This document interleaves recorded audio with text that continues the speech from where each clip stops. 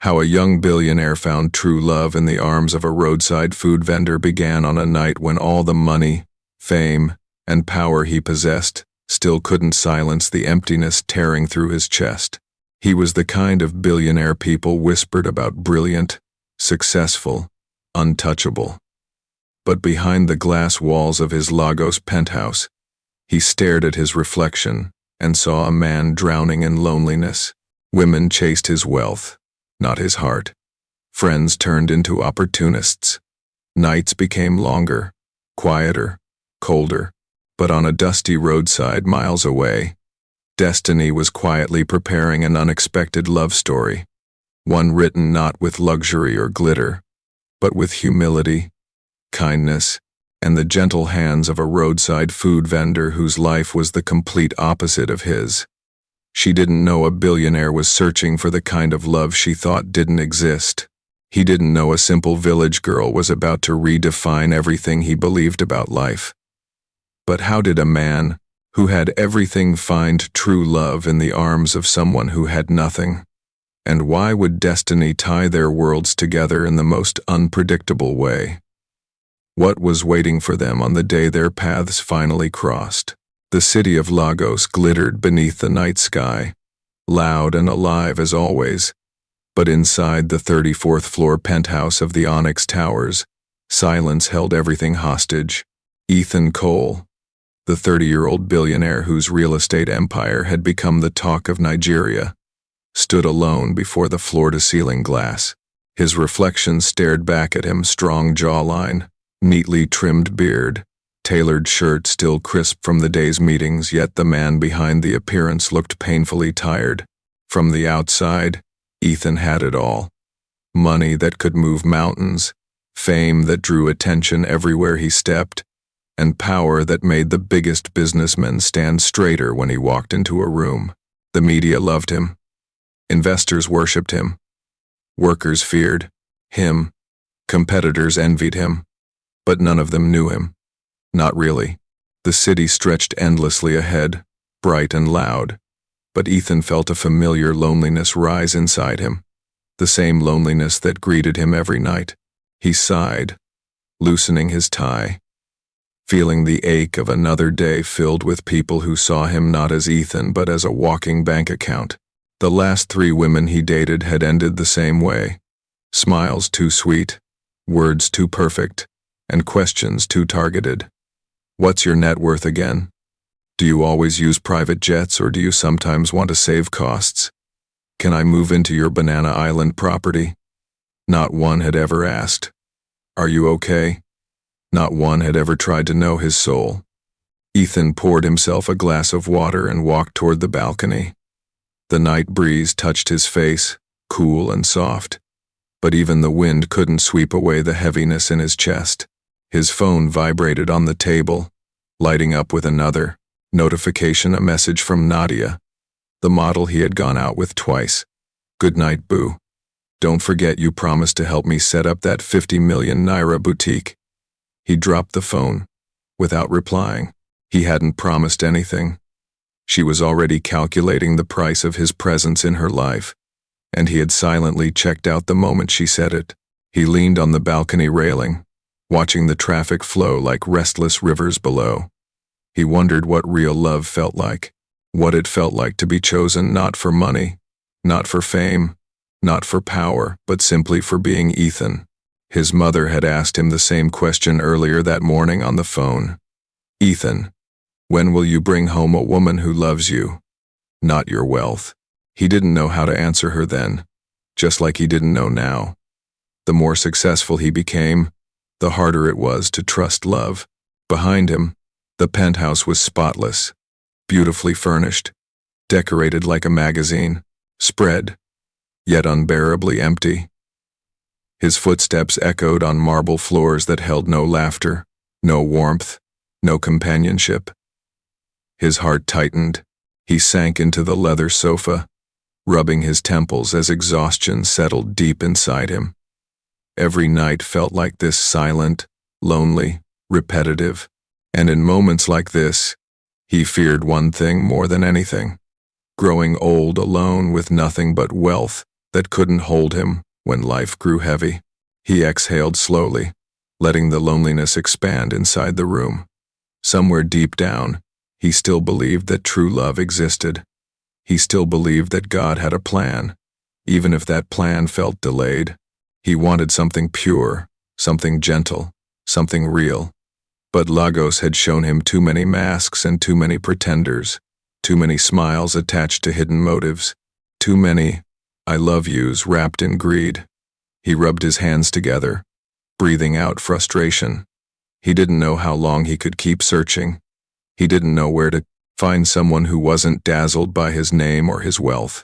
Little did he know that at that very moment, miles away from his glittering world, a humble roadside food vendor was washing plates under a dim bulb, humming softly to herself, unaware that destiny had already woven her name into his story.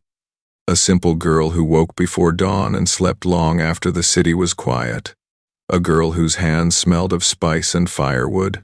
A girl who knew nothing about private jets or billionaire deals but everything about kindness, humility, and love without conditions.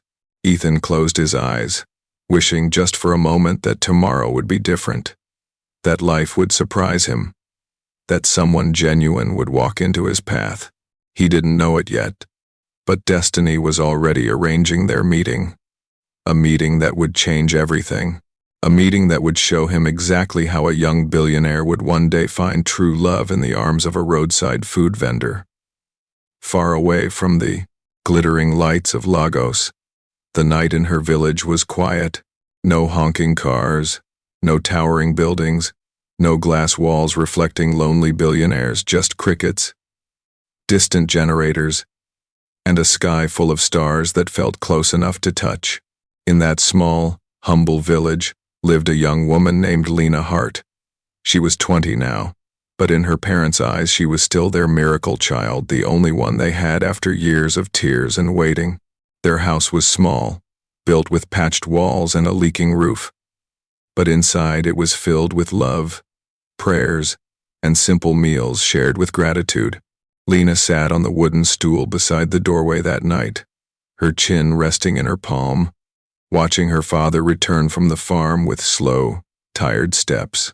His shoulders, once broad and strong, now sagged beneath the weight of hardship. His hands were rough, nails stained from soil that never yielded enough. Her mother came out from the tiny kitchen section, wiping her hands on a faded cloth. "Welcome," her mother said softly, forcing a smile as she took the small sack from his hand. "How was the farm?" Her father exhaled. "We thank God," he murmured. The answer he'd mastered when nothing was really okay. Lena's heart tightened. She knew what that tone meant, another day of working so hard and still not knowing how tomorrow's food would appear. It was a tone she had heard her entire life. A faint memory tugged at her school days. The days she was sent home because her parents couldn't afford her school fees. She could still see it clearly. She was 14, sitting in a classroom that smelled of chalk and dust, hope warm inside her chest. The teacher had called out her name and then looked at her with regret. "Lena, you'll have to go home until your fees are paid." Her classmates had turned to look, some with pity, some with indifference. Her eyes had burned as she packed her books slowly, swallowing tears she didn't want anyone to see.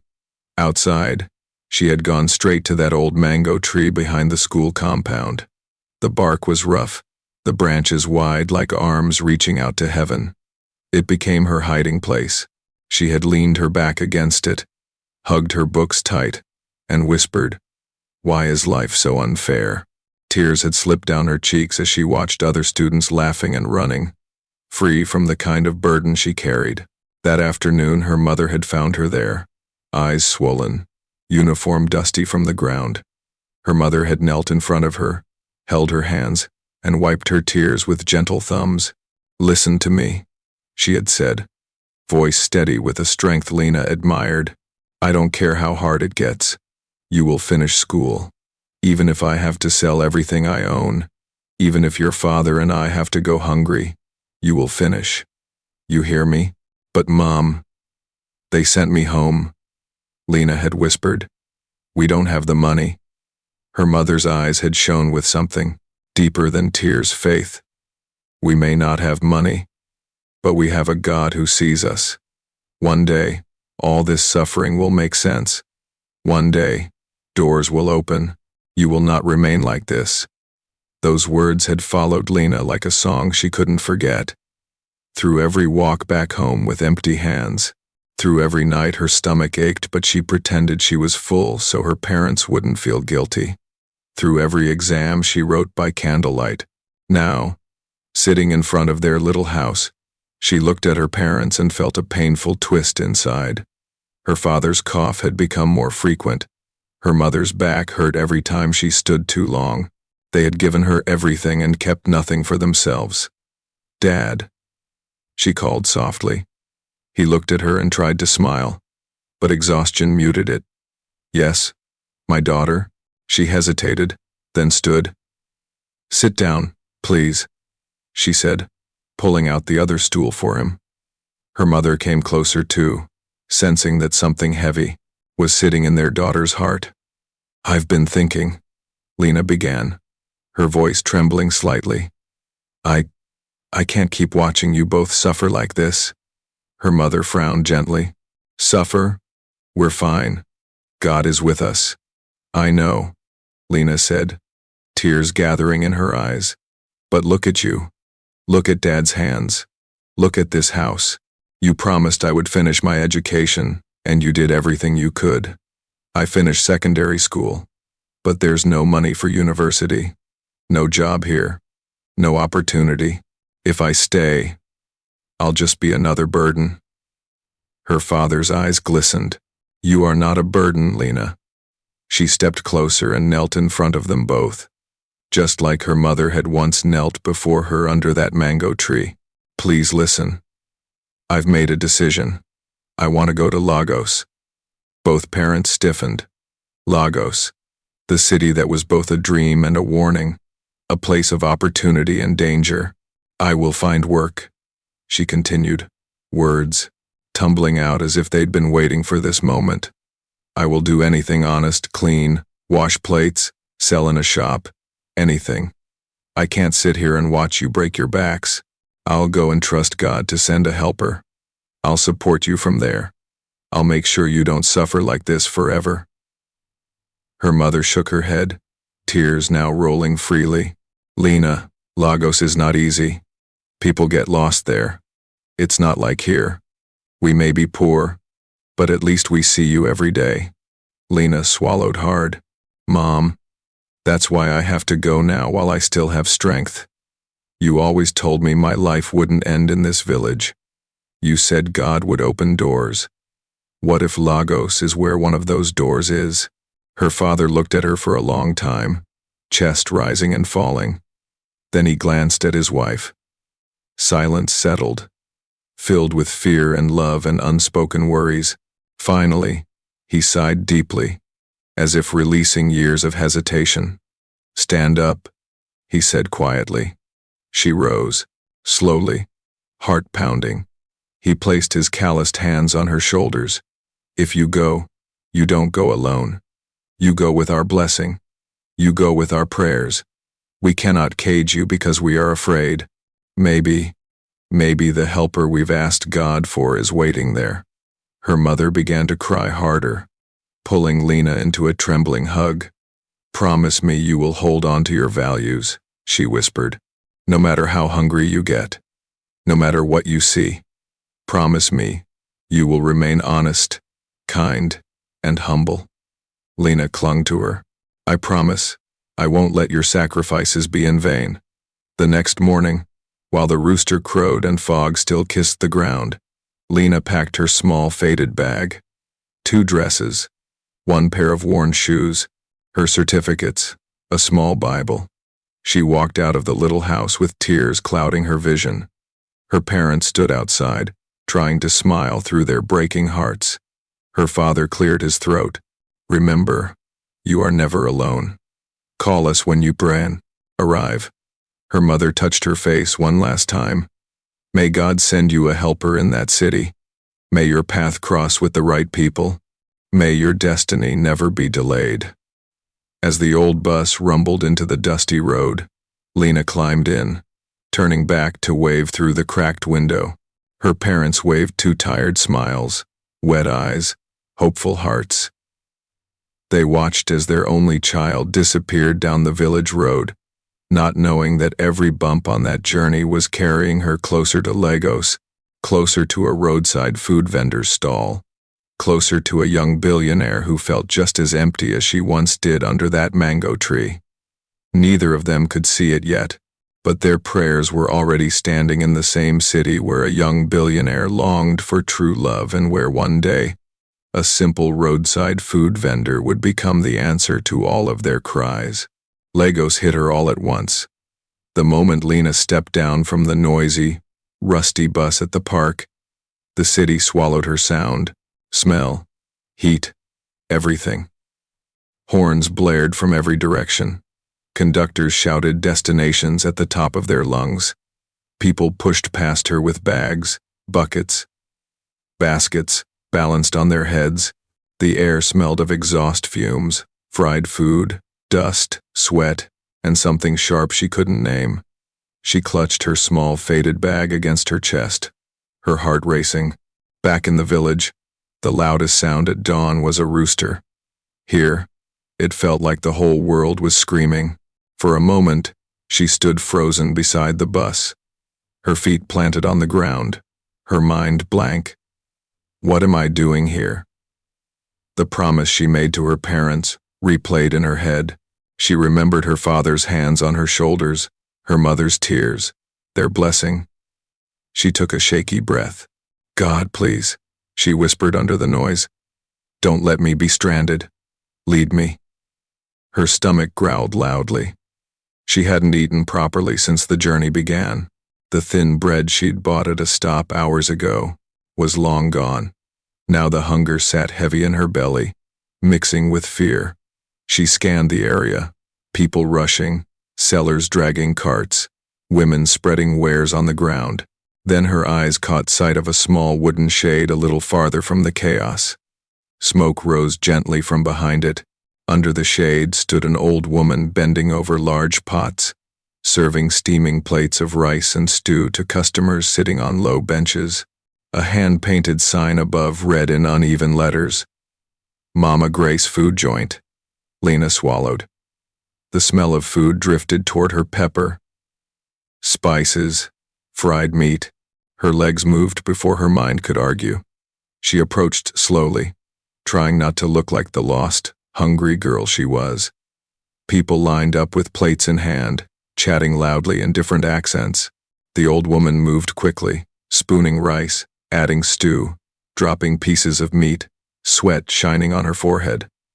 Good afternoon, Ma, Lena said quietly, standing at the edge of the shade. Mama Grace glanced at her briefly, then offered a tired but kind smile. Afternoon, my dear. You want food? Yes, Ma, Lena replied, shifting nervously. Just small rice, please. How much do you get? The woman asked. Lena opened her bag and pulled out a small folded note, one of the last she had. This one, Ma. Mama Grace took the note, nodded, and piled more rice on the plate than Lena expected. She added stew, then a piece of meat that looked bigger than the money deserved. Lena's eyes widened. Ma, that's too much. The woman waved a hand. Eat. You need strength. Sit there. Lena muttered a grateful, thank you, Ma, and sat carefully on the edge of a bench. She prayed quietly over the food, then took her first bite. The flavors exploded on her tongue, hot, spicy, comforting. It felt like home and hope and kindness in one plate. As she ate, the place began to fill up even more. Workers in dusty boots, bus drivers, conductors, market, women, everyone seemed to find their way to Mama Grace's spot. The old woman's movements became quicker, but her breathing grew heavier. She shuffled between pots and plates, wiping sweat from her face with the back of her hand. A man shouted, Mama Grace, I beg hurry. I day late. Another waved his plate. Add small stew, I go pay later. Lena watched, her half-eaten plate balanced on her knees. Mama Grace's hands shook as she reached for a basin of plates. Her back bent slightly as she tried to wash, serve, and collect money all at once. Something tugged at Lena's heart. Without thinking twice, she set her plate aside, stood up, and stepped behind the makeshift counter. "Ma, let me help you," she said. Mama Grace blinked. No. Sit. Eat. You be customer? It's okay," Lena insisted gently. "Let me wash the plates, clean, serve small. You focus on dishing the food." Before the old woman could argue, Lena had rolled up her sleeves, grabbed the dirty plates, and carried them to the washing basin.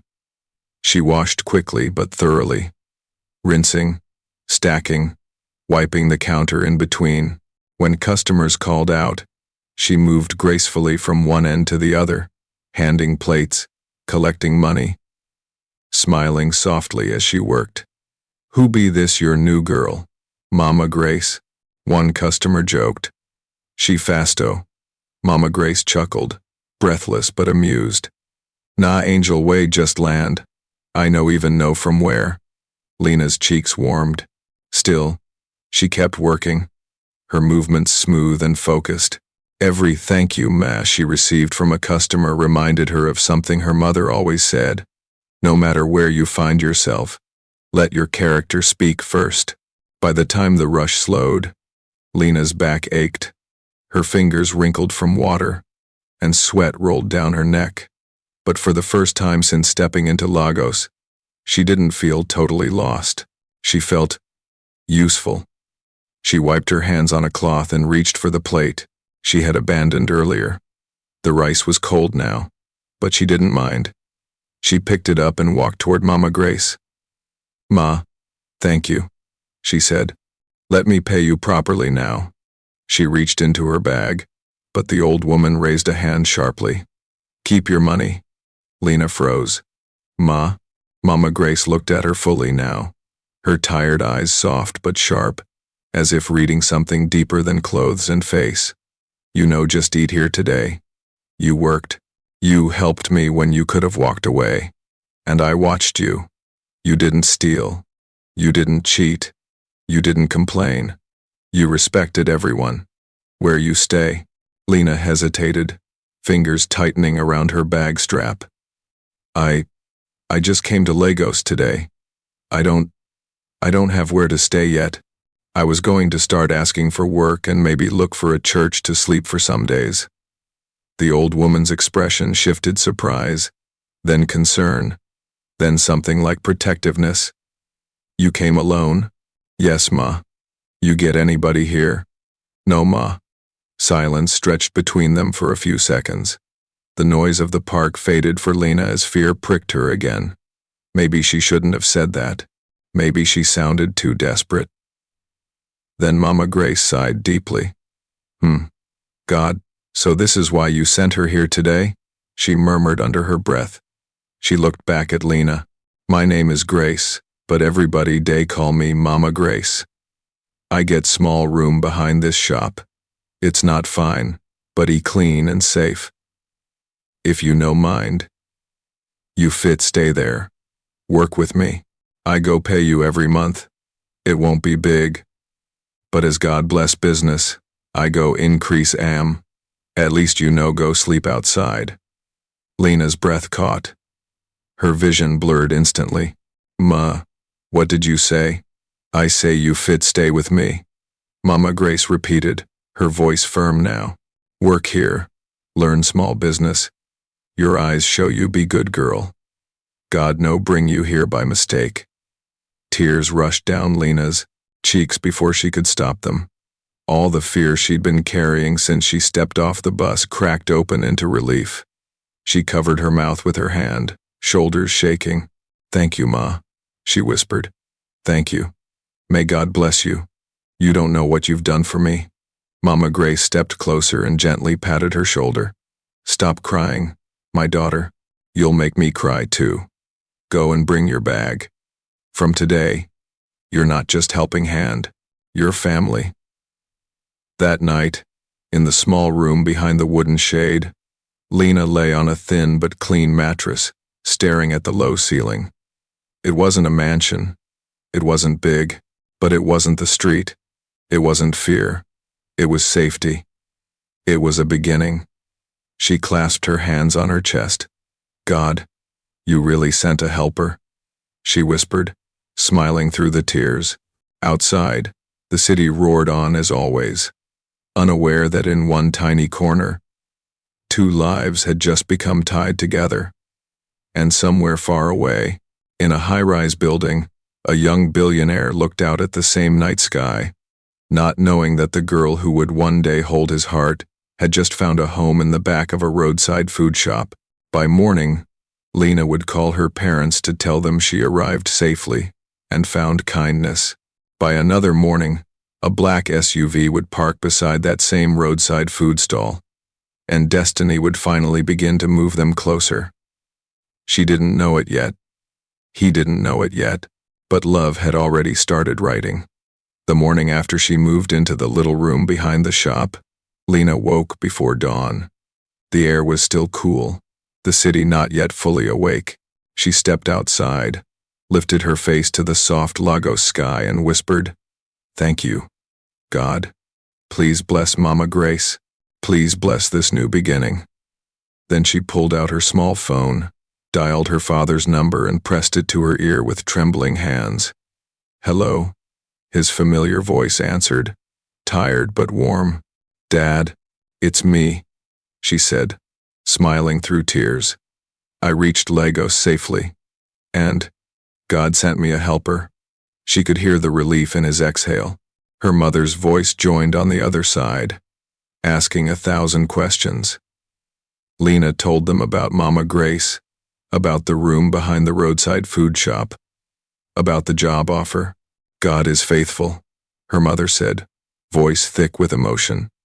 "Remember who you are, my daughter. Let your character shine." "I will, Mom," Lena whispered. "I promise." Days turned into weeks. Lena settled into a rhythm at the roadside food joint. She woke early, swept the front, helped light the charcoal fire, sliced onions with watery eyes, and stirred pots of rice and stew until the aroma traveled beyond the park. Customers started noticing her. "Where Mama Grace find this girl?" One bus driver would say. "She die always smile." "Nah, she die remember my usual order." Another would laugh. "She sabi work." Lena greeted everyone with respect, served food quickly, washed plates with care, and handled money with honesty. Mama Grace watched silently, her heart growing softer toward the girl who had walked into her life like an answered prayer. One bright afternoon, just as the sun was high and harsh, a sleek black SUV rolled slowly to a stop in front of the shop. Dust swirled around the tires. Conversations quieted. Heads turned. The car door opened. Ethan Cole stepped out. He wore a simple white shirt and dark trousers, but everything about him looked different from the regular customers. The confidence in his stride, the watch on his wrist, the quiet authority around him. Behind him, two of his site workers climbed out, talking about measurements and deadlines. "Good afternoon," Ethan said, looking toward the shade. "Afternoon, sir," Mama Grace replied with a broad smile. "You are welcome." Lena's heart skipped when his eyes brushed past her, then returned. For a brief second, their gazes locked. His world full of glass towers and lonely nights met hers full of survival and quiet faith. He felt something warm stir inside his chest. Her face was calm, her eyes gentle, her posture respectful but not desperate. She didn't look at him like a prize, just like another human being. He cleared his throat. "Can I get 5 portions of rice and meat? Pack them, please. My workers are starving." "Yes, sir," Lena said softly. She moved quickly, serving neatly, packing the food with careful hands. Ethan watched the way she wiped the container edges, double-checked the portions, and still managed a small smile when she handed him the bag. "Thank you," he said. "You're welcome, sir," she replied, meeting his eyes again just for a moment. Something unspoken passed between them, a tiny spark. Neither of them fully understood. He paid in cash, got back his change, got distracted by a call, nodded to his workers, and drove off. Minutes later, as the dust settled, Lena realized the folded change he dropped on the table remained untouched. "Mama," she said, holding it up, "that man with the big SUV forgot his change. Should we keep it aside if he comes back?" Mama Grace smiled, a deep pride in her eyes. "Yes, my daughter. That's how business should be. You represent me well." That same evening, across the city, Ethan sat in a boardroom meeting with a landowner and his business partner. On the projector, maps and drawings of a new real estate project lit up the screen. "This strip includes that roadside food area near the park," the landowner said, pointing. "We'll clear everything. It's good for the entrance." Ethan felt a small jolt. The mental image of the wooden shade, the old woman, and the quiet girl flashed in his mind. "We'll inspect the site next month before final payment," his partner added. Ethan nodded, but unease settled in his stomach. He didn't like the idea of bulldozing people's lives without thinking. Still, business moved forward. A month later, the notice came. A printed letter in rough English. They had until the end of the month to move. Mama Grace read it 3 times, her hands shaking. "Where will we go?" she whispered. "This is all I have. This is our home, our daily bread." Lena felt fear grip her, but she forced herself to stay steady. She placed a hand on the old woman's shoulder.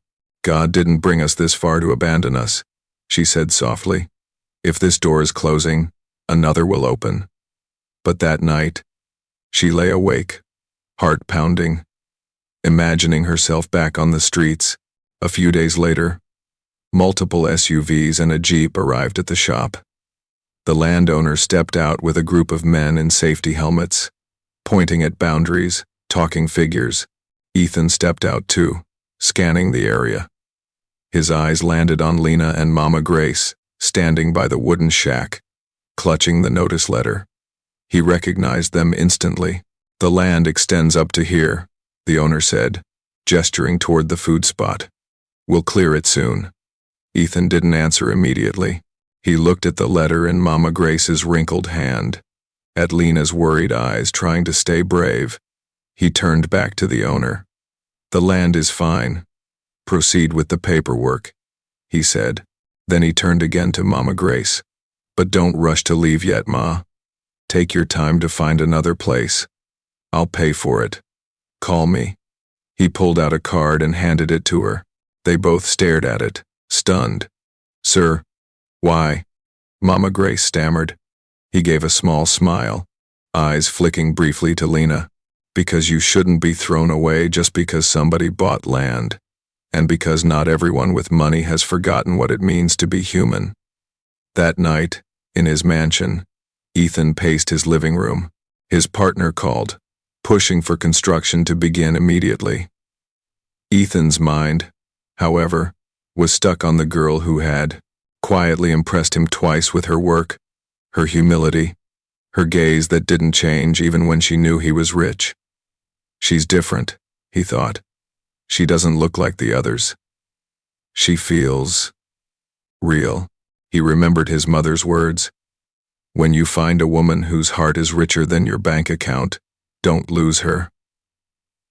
The next morning, he made a decision. He would test her character further and, at the same time, create a way to change her life. He drove back to the roadside shop just before noon. "Good afternoon," he greeted. Lena's heart jumped. "Good afternoon, sir." He ordered food for his entire site team, big portions. "I'm running late," he added. "Can someone bring the food to this address?" He wrote his site address on a piece of paper and handed it to Mama Grace, who passed the task to Lena. Hours later, with the food bag resting on her lap, Lena sat in a bus rumbling toward the construction site printed on the paper. Dust flew in, through the windows. She stepped down at the gate, adjusted her scarf, and began walking carefully through the open, dusty clearing where buildings would soon rise. That was when she saw it, a leather wallet, lying half-buried in the dust, the sun glinting off its edge. Her heart skipped. She bent, picked it up, and opened it just enough to see an ID card, Ethan Cole, and bundles of neatly arranged cash. Her mind flashed with possibilities. That money could change everything. She could send some home. She could buy clothes. She could rent her own place. But then she heard her mother's voice in her head. No matter how hungry you are, don't let hunger eat your values. Lena closed the wallet firmly. Then she lifted her chin and walked straight toward the cluster of men near the half-built structure. Ethan stood at the center, studying a blueprint. "Excuse me, sir," she called gently. He turned. When he saw her, surprise flickered across his face. "Lena?" She held out the wallet. "I found this on the ground near your gate," she said. "It was open. I saw your ID and money inside. I thought you might be looking for it." Around them, the workers murmured. Ethan took the wallet slowly, opening it. Everything was intact. His eyes lifted to her again, softer now, almost searching. "You didn't take anything?" he asked quietly, not accusing, just amazed. She shook her head. "No, sir. It's not mine." He felt a lump rise in his throat. This girl, a roadside food vendor, in a city where people stole phones for far less, had just handed him back a small fortune without touching a single note. He reached into the same wallet and pulled out a wad of cash. "Please, take this as a thank you," he said. "You've saved me from a big problem." Lena stepped back, shaking her head. "No, sir. I didn't return it for a reward. I only did what was right. You already gave us hope about the shop. That is enough." And just like that, she turned to go, leaving him and his workers staring after her in stunned silence. That evening, back at the roadside shop, she told Mama Grace what happened. "My mother always said not to be moved by what I see," she concluded softly. "Money can finish. Character stays." Mama Grace placed a hand on her head and whispered a blessing. "Your character will take you where money cannot," she said. In his mansion that night, Ethan couldn't sit still.